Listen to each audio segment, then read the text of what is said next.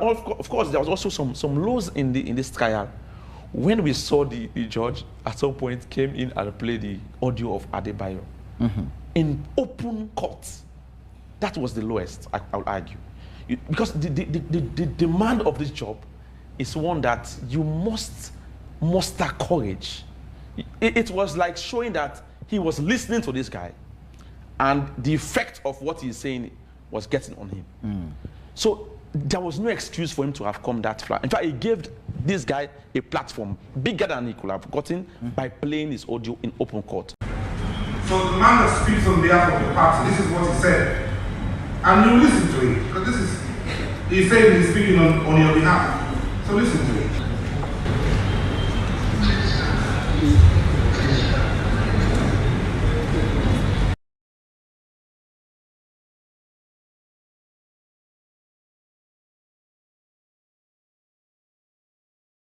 Move on to something else on the program this morning.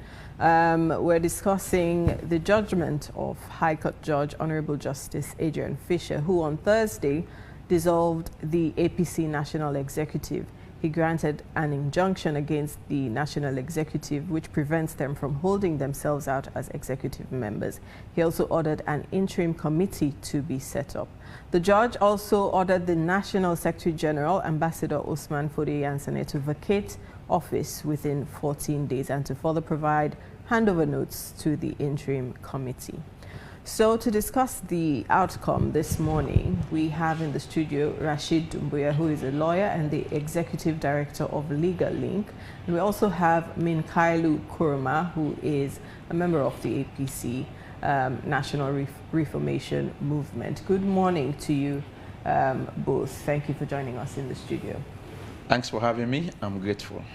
Right, I'll start with Rashid on Justice Adrian Fisher's judgment. As a person who has been following this issue and as a lawyer, what do you make of what the judge has ordered? All right, thank you very much. I'm grateful, AYV, for the invitation. I am here in the capacity of Executive Director for Legal Link. And as it is common in our practice, we always try to give advisory opinion and make critical reviews of judgments handed down by the courts. We've done this in several judgments. We've done it in the Yumkela's case before the Supreme Court on the Tusim issue. We gave it an advisory opinion on the ruling that came out. We also did recently the one with Sori Sengamara Augustine, Sori Sengamara, and the IG of police, the brilliant judgment of the Supreme Court. And we also, of course, have done some opinion also writing on the 10 parliamentarians, that were vacated from office by the High Court judges. So it's something we do all the time. And so this judgment by Justice Adrian Fisher is no exception. So we will be launching our advisory opinion today. And so I'm beating the gun now regarding, we titled it The Highs and Lows of Justice Adrian Fisher's judgment in the case of Alfred, Peter Conteh versus APC and others. So it's a very thorough research we did, looking at the entire judgment, about 66 pages. And we have been able to settle for a good number of highs, good things that we saw in the judgment, and of course also some good number of lows. And so perhaps today that will, if I have time, I will go quickly to look at some of the things that we noted that are good. Ahead, yeah. All right, so let me start perhaps with the good things that we noted in the judgment. First, we noted, and we must applaud the judge for mentioning the interpretation and the preamble and interpretation of the APC 1995 Constitution in arriving at his decision. So we realized that the judge, in coming to a decision, he referenced the preamble of the APC 1995 Constitution. And that preamble, among other things, desires to see an APC that is democratic, one that is law-abiding, respects human rights, the rule of law, and constitutionality.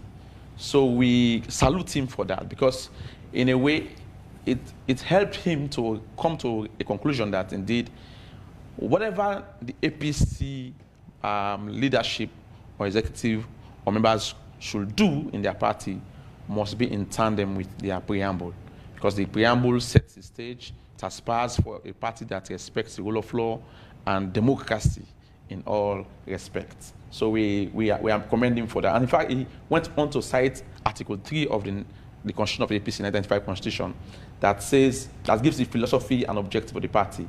And it says, among other things, that one of such objectives is to attain this and sustain political power through democratic and constitutional means in order to build a free democratic society with equal rights and opportunities and justice for all. So that's Article 3 of their constitution, telling us clearly that they aspire for a democratic and constitutional order within their party. So it was good that the judge mentioned that. Secondly, the judge also dissolved the executive of the APC on the grounds that they were not democratically elected and hence were illegal in office. So he had to look at the preamble, look at all the sections, and came to the conclusion that there was no place for selection, all right, in this constitution, because even the philosophy of the party, the preamble of the party goes against this practice. So, in other words, all of them that came into office by selection were illegal, and he had to dissolve. So it was a good thinking and something that was also applaud. He also came to dissolving the NAC, and this one, he espoused a reasoning that NAC was not properly constituted because it had members that were selected instead of elected. So according to the constitution of APC, he espoused that only 2 people are allowed to be selected. That is the chairman and the vice deputy chairman of NAC. So all of the others that came to constitute NAC, because they came in by selection, automatically NAC was not properly constituted. And so only 2 people were eligible to be there, and 2 of them cannot form NAC. So NAC never existed in the first place. That was a radical way of thinking, and we saluted that. Then, of course, we also noted that he annulled the selection clause that was gazetted by NAC, all right, which was a bylaw, and declared it invalid and inconsistent with the Constitution, based on the fact that he quoted this section in the Constitution of APC, Article 14.11 of their Constitution. It says, NAC may for ratification by the National Delegates Conference, make rules and enforce any bylaw not inconsistent with the position of this Constitution and National Constitution of Sierra Leone. So even within the APC Constitution, NAC is empowered to make rules and bylaws, but those bylaws and rules must not be inconsistent with the Constitution or the National Constitution of Sierra Leone. So he said that they went and make a bylaw introducing selection rather than election. That goes against the spirit of the Constitution. It went against the spirit of the Constitution and was not was not consistent with the spirit of the Constitution. So therefore, it was null and void to the extent of its inconsistency. That was brilliant on the part of Adrian Fisher. Let me just give 1 or 2 more. Quickly, and of course, he went further to also state that when he dissolved NAC and the executive, so there was a vacuum. So it was brilliant for him to now create, a pathway by ordering for an ITGC, Interim Traditional Governing Council, to take the lead in terms of conducting the affairs of the party in the interim period till they get to the National Delegates Conference. So that was welcoming because we had a vacuum. He had dissolved almost everyone. So where was the party at the moment? So it was good he came up with that idea to have that interim body to direct the affairs, because leadership is not supposed to exist in a vacuum. With that, just quickly, with that, I mean, did he make a way in terms of who selects members of that committee? So maybe that will be on the flip side. So if you allow me, I'll come there. But let me just exhaust quickly 1 or 2 more of the positives that we highlighted, the highs in this judgment.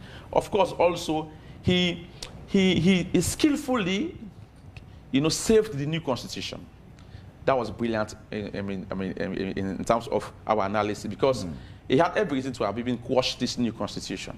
Because if he had quashed the very executive that went to, get this constitution done as illegal, then ultimately what they did in the process was also illegal. But he granted he saved the constitution. Because he granted it gave permission earlier for them to go and adopt the constitution. We are coming to that. So for now, we are praising him because he saved the constitution. Because assuming if he had expunged that constitution, that would have led to frustration by many APC members, and of course, there would have been perhaps even security threats in our nation. So we go back to start all over again. That would have been heinous on their part. And of course, let's also praise him on the fact that he showed outright resilience and fortitude in dealing with this matter. Remember, there were a lot of threats, abuses, morally invectives. At some point, he had to even play an audio from one Adebayo who was raining down curses and threats on him.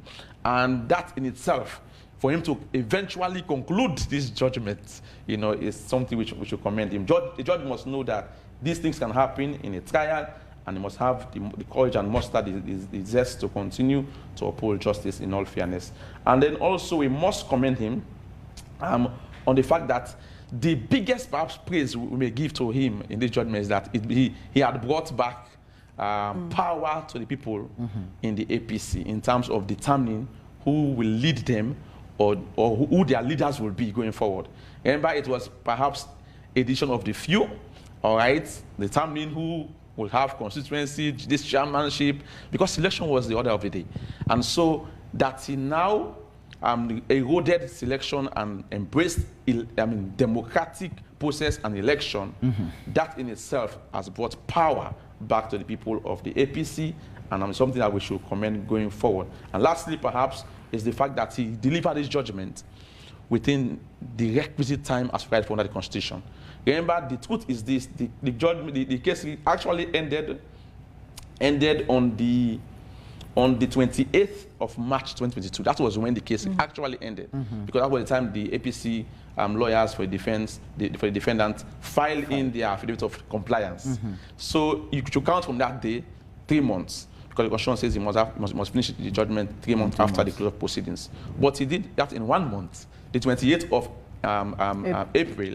We have this judgment. So we must commend him for speedily meeting up to the constitutional injunction regarding delivery of judgment. Right. Okay, so far I think I've exhausted many good things about this judgment. Right, and there are questions. Of course, so, there are flip sides. But like you said, let's go back to some of the good things. And I started asking about the committee, for example, that he ordered to be set up to take the party to convention. Who sets up that committee?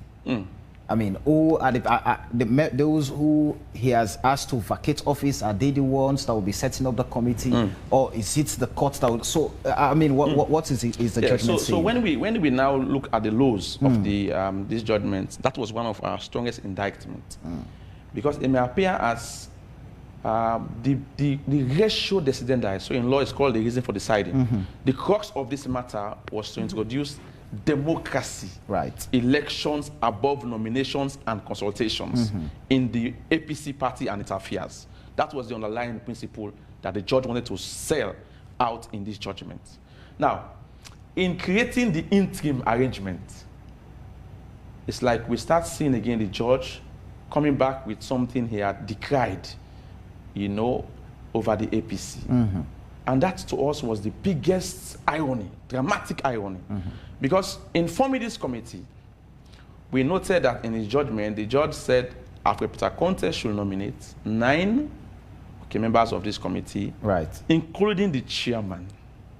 So I start asking the question, as important as a chairman is, why is the judge allowing a nomination process again for such a person, and not necessarily ordering that this committee should meet and elect among themselves a chairman? What was wrong for him to say the committee should meet and elect among themselves? Because remember, election is what he was teaching APC, that is the order of the day going forward. And why are you ending now with nomination again?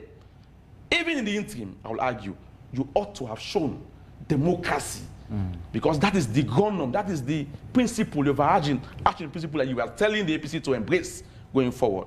So that's the downside, because the chairman is powerful in any arrangement. He presides. So for him to have legitimacy, just a minute, and then control, or even for him to carry the face of democracy and instill that in the interim arrangement going forward, he ought to have also be chosen by such means. Otherwise, it lacks the moral. So I stand to be corrected. Does the party at this point have a chairman? Well, the order directs that Alfred Conteh chooses 9 members of this 21-man committee, right, and including chairman, and the other 12 will also be nominated through consultations by the leader of opposition with other members of parliament. And of course, there are other bodies that were included. Is there an existing chairman amongst the executive that were told to vacate office? Because prior to this, we saw a letter or a statement from who was the chairman and leader, Anesbai Kroma, stepping down from his position. Yeah, so from the day of the judgment, all executive members, including NAC, have been dissolved. Right. So there's a vacuum, and we expect between now and the 13th of May that this vacuum will have been filled by this 21-man committee, 9 of which will be chosen by Peter Conteh, and the other 12 by the leader of opposition in parliament, in consultation with members of parliament. So we are seeing the word nomination, consultation again surfacing in this interim arrangement. I have a problem with that. Is it not impossible for the party to go and elect at this point members of the committee that should take them to the delegates conference? Yes, it was not impossible. I'll show you why. Because already this new constitution made room for a lot of organs and bodies. They're there, and that the judge had to save the constitution means they have powers to act even now.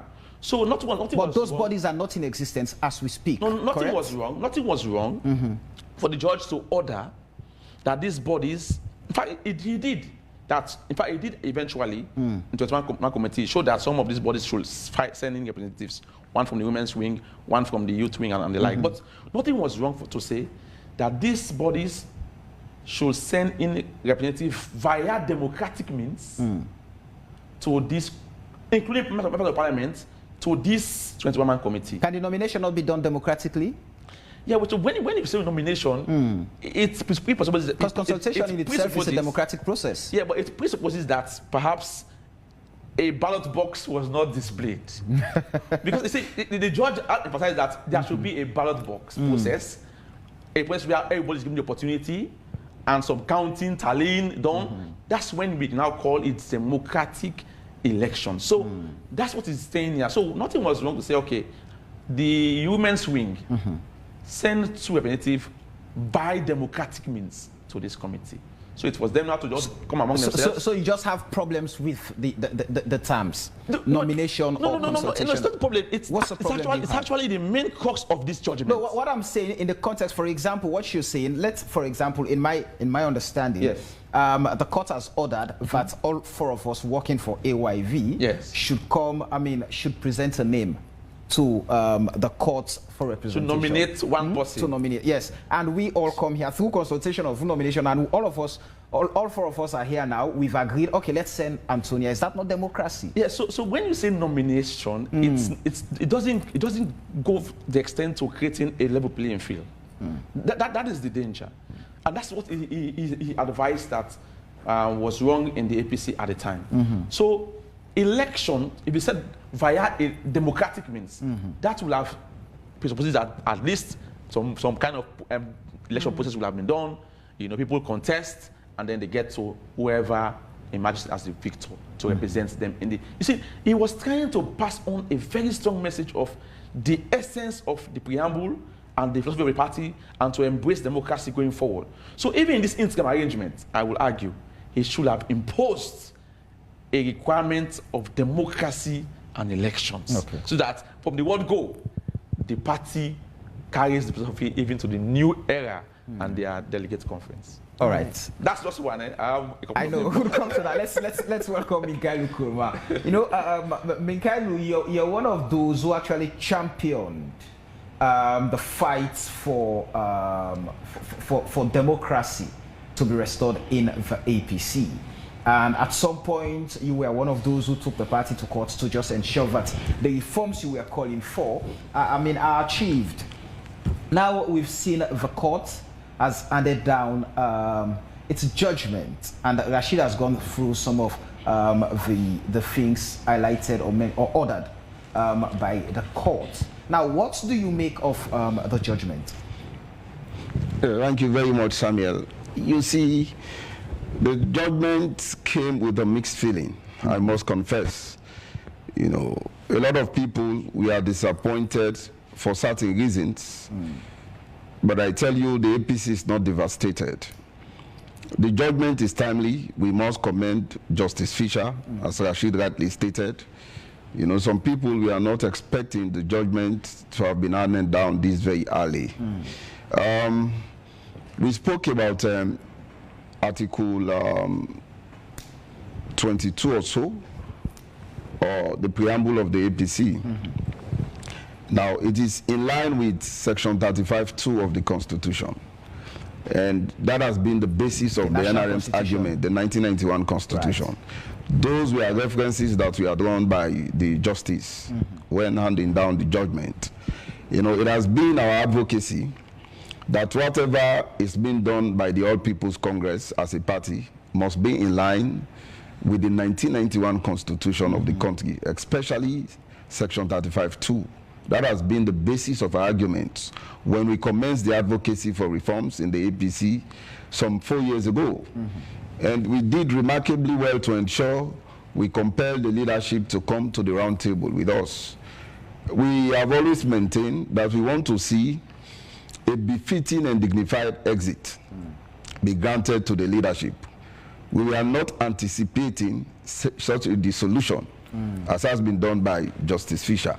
More the reason, when we went to court, the leadership took us very seriously and started negotiations with us. We sat on the round table, we discussed the whole lot, up until the point of signing a memorandum of understanding. We came back and took the matter out of court. By 2021, we concluded all of that. We were about to go now adopt the Constitution when Alfred Conteh went to court and secured another injunction. That notwithstanding, we were able to convince the leadership, and they saw reasons with us for the lawyers representing the APC to ask for a variation, just so that Justice Fisher will allow us to go and adopt our Constitution. The variation was granted to the party. Right. Alfred Conteh did not ask for that variation. It was NRM and the APC leadership predicated upon the MOU that we signed, which led to the question of a variation for the adoption of that Constitution. We went and adopted the Constitution, gave it to PPRC. A lot of people made objections on certain clauses regarding what should be in the Constitution. Right. Those objections were also adequately addressed. And recently, we had the Constitution coming into effect, the APC 2022 Constitution. Everything was addressed 100%. You were asking about certain bodies if they are in existence. Yes, they are in existence. I mean, after the judgment, yes, because the Constitution was never set aside. Yeah, the Constitution was protected, as Rashid rightly did state. That is most of the reason why Justice Fisher, we do not have executive manning those bodies, but the bodies are in existence as provided for by the Constitution. That is most of the reason why he said the Women's Congress should appoint one person, the Young People's Congress, one person. That tells you the bodies are in existence. Article 82 of the current Constitution, when you go to F, it tells you about an interim arrangement. That is the Transition Independent Electoral Management Committee. And so the disappointment is that he also did say the chairman and leader and his deputy can be selected. And there's reason for selection in the APC Constitution. Some of us have kicked against selection in no small way because it has no place in democracy. But the drafters of the 1995 Constitution of the APC placed selection in it because during those times, APC was not able to conduct conventions all over the country because we are in war. 1995, Sierra Leone was at war. 1996 elections, most people in some areas did not vote because of the war. So where we cannot conduct elections, we can select people to represent the party. But fast forward after 2002, when the war ended, the first elections contested by Dr. Anes Bakoma, it was now appropriate for them to have deleted or expelled selection from the Constitution. But some people took advantage of the fact that selection will always place them at an advantage position. That is most of the reason why they maintain selection. They tried to actually review the Constitution in 2002, but it did not come into fruition because some people were benefiting from it. That is most of the reason in 2018, when we lost the election, we were very much aggressive in advocating for reforms in the APC. We succeeded to a very large extent in having the party understand that selection must be expunged. In fact, there was no term limit. One person can hold office ad infinitum or endlessly.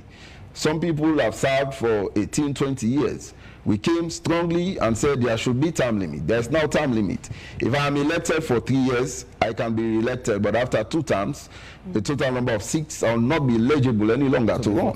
Yes. The position of the chairman and leader has been separated.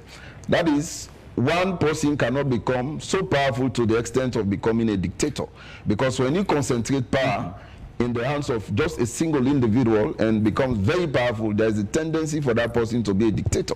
So that has been separated. Can I quickly ask you, with all these achievements, yes, with the bodies, just forgive me, can I quickly ask you, when I asked about whether or not the bodies are still in existence after the judgment, now can we go back to, for example, I could still recall when there was this threat that Alhaji Alpha Khan would be expelled from the APC for anti-party activities if he campaigned for the SLPP in the just concluded by-election in Port Loko. His argument, the argument he advanced then was that, oh, in fact, it's sharp 12, and sharp 12, the current executive is expired. They don't have any. That was, but the provision was circulated from the current constitution that, oh, I think Alpha Khan is not reading. Because if he's reading, there's a provision that gives the current executive power until the next convention. Yes. So that's my bone of contention right now. Yes. And I want clarity. There is a transition clause, Article 82, A, B, C, D, up until F, talks about transition. You see, there should be no vacuum in power. So we were expecting that Ernest Bai Koroma-led executive should have transitioned the party into a new executive. That is most of the reason when he wrote his letter or a press statement, he did not say he has resigned from the APC. He did say he was not going to contest again. He will not be running for any office in the APC, and that he will not be also involving in national politics. That is an elderly statesman, because there is that transition clause. So, I mean, the new constitution coming into effect did not set aside all of the bodies. They were still in existence because we made provision for a transition mechanism in that constitution. So the bodies are up and running not until after this judgment. The bodies are still there as provided for by the constitution, but we now have to elect people to man those bodies. That is why this is an interim arrangement. The danger is we are expecting this party to be united, and Fisher has got the golden opportunity, Justice Fisher, to have made that, achievable for us. More the reason why I was expecting the justice to have appointed a caretaker body like he did, but allow them to go elect their leaders among themselves. Alfred Conteh, 9 people nominated, granted. 12 should come from the party. The leader in parliament, in consultation with other MPs, should appoint 10 people, and then 1 from the Youth League, 1 from the Women's Congress, 1 from the diaspora. Those arrangements were actually very fine. But now this body should have been given the opportunity for them to go elect. Unity and democracy should have started right from that point. Because what we are thinking is action by imposing a chairman on the party, may not augur well, because if Alfred Conteh is to appoint the chairman and there are only 9, and the party will have to be appointing 12, they will always have the majority when it comes to election, because the chairman will not be dictator. He is the most powerful person, but will not be there to impose. Does that not create an environment for democracy to thrive, like we've always been saying, for example? Yes, but it will have been best if the justice will have asked them to go elect their own chairman. The point I am making is that I don't want to see a situation wherein Alfred appoints a chairman and the 12 people in the committee start undermining that chairman because the appointment did not come from them. That is the fear. So the justice actually are in that particular area by imposing a chairman on the party. That's the question I want to ask. How satisfied are you with the judgment on the whole? Like I said, the judgment met us with a mixed feeling. There are certain positive things about the judgment. You know, with all of the, you know, inadequacies, it was timely delivered, and that our cry for democracy in the APC, the references we made, you know, talking about the provisions in our 1995 constitution, the preamble of our constitution, being in tandem with the section 35(2) of our national constitution, and that those laws must be respected. That is the basis of the reformation advocacy. We have been vindicated by the judgment that NRM indeed was actually presenting a case that is in the interest of the vast majority of the people. But the downside of it is that we were not expecting the justice to have imposed a chairman on the party. Granted that an interim body, you know, will have been best, because even with the transitional mechanism in our new constitution, you cannot be a referee and a player at the same time. Right. We were not expecting this current executive to have conducted elections in which most of them will be contesting. So having an interim arrangement is fine, but the way and manner in which it has been chosen, it is just above selection. In fact, it is imposition. Despite you giving perhaps a prelude to what the potential problems would be with some of the recommendations of the judge, holistically, do you think this would then put the APC on the right footing as we move towards the election? Do you think this judgment is going to solve the problems within the party? Yeah, there are mixed feelings. A lot of people, you know, have either been disorientated or are misinterpreting the ruling. Yeah, that is more so the reason why we believe we have the moral responsibility to now conscientize them, you know, educate our supporters to understand that the judgment may not totally be against the interest of the APC. In fact, sovereignty belongs to the people. That supreme authority for the people to choose their representative through an election, a democratic process, belongs to them. We now have the golden opportunity to support the 21-man committee to ensure they carry out their assignments successfully so that we can have new leadership. You remember, they just have a very short period of time. By July, we are expecting a national convention, latest July. They are there to only serve to ensure they man the affairs of a party and usher in a new leadership of the party. And I tell you, from ward to constituency, district to region, up until national executive, it is going to be democracy and election all through and through. And that is what is good. Nobody will go to my constituency 52 in Bonkolenken or constituency 21 in Kenema to impose a member of parliament. Nobody will go to my ward to impose a councillor, a mayor or chairperson, as the case may be. It is the people who have to choose their leaders going forward. All right. So just quickly before we take some messages and try to round up the conversation, Rashid, the laws you talk about, have we mentioned some of them already in the conversation? Maybe two or three more. Go ahead, quickly. We also noted in this critique that the judge at some stage in the proceedings, you know, gave some interim orders that he ended up conflicting. Which are? So, for example, he allowed the APC executive then to carry out an exercise, all right, a national delegates conference to adopt a constitution while the case was still pending. But then only at the end for him to declare that executive illegal from day one. So what are we saying here? Is it an oversight then by the judge to have allowed them to do a constitutional exercise, fully knowing well that they were illegal in the first place? Or is it something that he knew and allowed? But was it, well, again, could it be that it was deliberate on the side of the judge to allow the party to function and not kill the party, and in that process the party ushers in democracy? Yeah, that's the conflict, and that could be a whole ground for appeal. Go ahead. You see, so let me just finish quickly. Go ahead, quickly. So I'm just highlighting some of the things because it's confusing a little bit, because you allow these people to do some work in the meantime. So okay, the point is, why didn't you wait? Go ahead. All right, when you have the entire evidence before you, you make a judgment and then don't miss it. Right. Perhaps someone will say, okay, well, that was conflict and that could be a ground for appeal. Of course, there was also some laws in this trial. When we saw the judge at some point came in and played the audio of Adebayo in open court, that was the lowest, I would argue. Because the demand of this job is one that you must muster courage. It was like showing that he was listening to this guy and the effect of what he's saying was getting on him.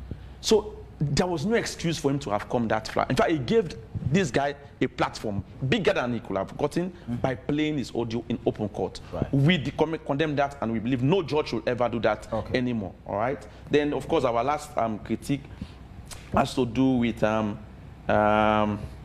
let me look at it. Oh, citations of case law, jurisprudence, and precedents.